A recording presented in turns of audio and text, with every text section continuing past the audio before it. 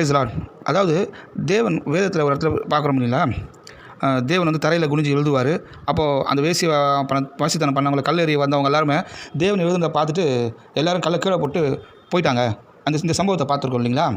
இப்போ இதுலேருந்து நான் உங்களுக்கு சொல்ல வரேன்னா, இப்போது நான் இதுலேருந்து ஒரு சின்ன கேள்வி கேட்குறேன். இது வந்து இப்போ தேவனுக்குரியவைகள் லிஸ்ட்டில் இந்த காரியம் வருமா வராதா?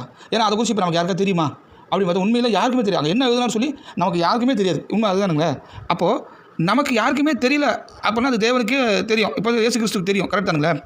ஆனால் சரி, அப்படி பார்க்கும்போது அப்போ தேவனுக்குரியவைகள் தேவனுக்கே உரியவைகள் அப்படிங்கிற அந்த வார்த்தையில் அந்த இதில் இந்த வார்த்தையும் வருமா, இந்த ஒரு நிகழ்வும் வருமா அப்படின்னு கேட்டால் நீங்கள் என்ன நினைப்பீங்க? ஆமான்னு கூட நீங்கள் சிலர் நினைப்பீங்க.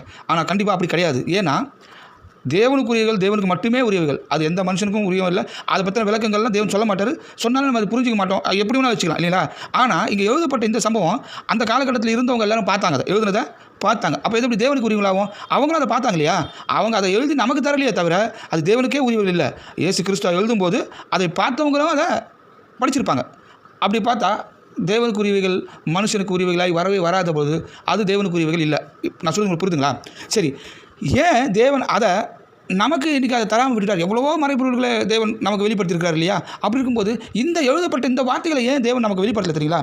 அந்த வார்த்தைகள் எப்படிப்பட்ட வார்த்தைகள்னால் நியாய தீர்ப்பை சொல்லக்கூடிய வார்த்தைகள், சரிங்களா. அதை எழுதுவதற்கு தகுதியுள்ள மனுஷன் தான் இருக்கணும். அந்த வார்த்தைகளை பயன்படுத்தக்கூடிய தகுதியான மனுஷன் மட்டும்தான் அந்த வார்த்தைகளை பயன்படுத்தணும். ஏன்னா அந்த வார்த்தைகள் வார்த்தை கொல்லும், வார்த்தை உருவேறப்படுத்தும், வார்த்தை கட்டமைக்கும் இல்லைங்களா. அப்படிப்பட்ட அந்த வார்த்தையை அங்கே தேவன் அதை எழுதும்போது அதை பார்த்துட்டு அத்தனை பேரும் கள்ளக்கடை போட்டாங்க. அப்படின்னா எப்படிப்பட்ட வார்த்தையை அவர் எழுதியிருப்பார் தேவனாகிய கர்த்தராகிய இயேசு கிறிஸ்து? யோசிச்சு பார்ப்போமா. அப்போ அந்த மாதிரியான வார்த்தைகளை யார் பயன்படுத்தணும்னா நீதியும் நேர்மையும் ஒழுக்கமும் பரிசுத்தமும் உண்மையும் உள்ள தேவ பிள்ளைகள், அதாவது தேவன் தான் பயன்படுத்தணும். தேவ பிள்ளைகள் இன்றைக்கி அந்த வார்த்தைகளை நான் ஒழுக்கமாக இருக்கிறேன், நான் உத்தமமாக இருக்கேன், நான் நீதியாக இருக்கேன், நான் ஒழுக்கம் உண்மையாக இருக்கிறேன்னு சொல்லி தன் துணிகரத்தில் நிறைஞ்சவங்க இன்றைக்கி பெருகிட்டாங்க இல்லையா. அவங்கெல்லாம் இந்த வார்த்தையில் எடுத்து பயன்படுத்தக்கூடாதுங்கிறதுக்காக தான் தேவன் அந்த வார்த்தையை இன்றைக்கும் மறைச்சி வச்சுருக்கார்.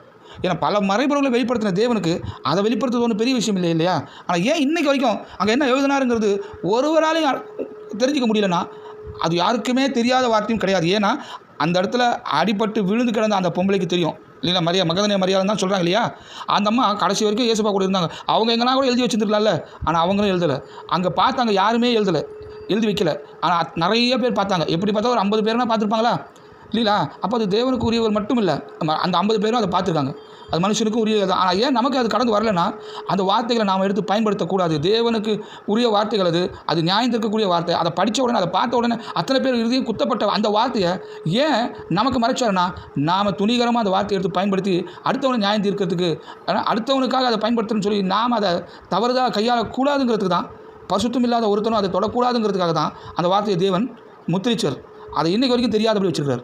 ஸோ நாம் தேவனுக்குள்ளே இன்னும் வளர ஆசைப்படும் போது இப்படிப்பட்ட பல முத்திரைகள், பரலோகத்தின் முத்திரைகளை திறந்து காட்டுற தேவன் நமக்கு இதை திறந்து காட்ட மாட்டாரா?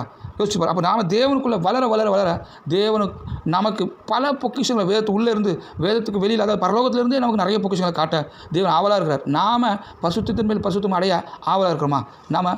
நமக்கு கிடைச்ச ஒரு சின்ன பொக்கிஷங்களையும் சின்ன கிஃப்டையே அதை பெருசாக எடுத்து பெருமையை மேட்டுமையும் பாராட்டி தேவனுக்கு உகந்த வாழ்க்கை வாழாத மாம்சத்தின் வாழ்க்கை வாழ்ந்து தேவனை வருத்தப்படுறதுனால நம்ம நிறைய எழுந்து போகிறோங்கிறத நம்ம உணர்றதே இல்லை. அதனால் நாம் இன்னும் தேவனுக்குள்ளே வளர உயர்ந்த அதாவது எலியா போல எலிசாயா போல ஏசாயா போல தீர்க்கதரிசிகளை போல நம்ம உயர்ந்து போக தாழ்வுள்ள வளரணும். ஆனால் இன்றைக்கி பெரும்பாலும் என்ன காணப்படுது, கொஞ்சம் வளர்ந்துட்டாலே இல்லைங்களா பெரிய பந்தா பண்ணுறது, தாழ்மைங்கிறது என்னன்னே தெரியாத மாதிரி இல்லைங்களா. அவங்கள பார்க்க முடியாது, பார்த்தா இவ்வளோ பணம் கட்டணும், அவங்ககிட்ட பேசணும், இது என்ன, அதாவது இயேசு கிறிஸ்துவே நமக்காக காத்திருக்கிறார்.